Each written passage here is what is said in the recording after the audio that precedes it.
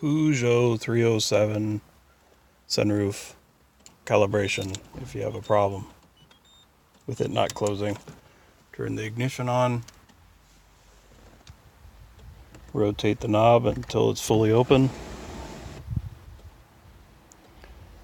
push it and hold it for 3 seconds.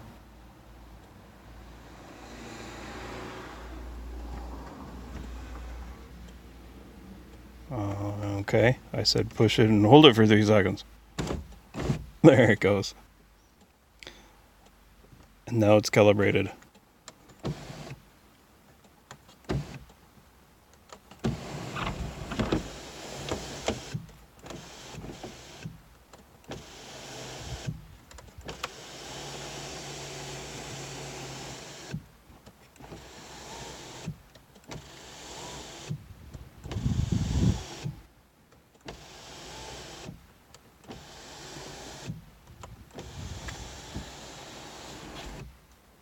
All done, and then turn the key off.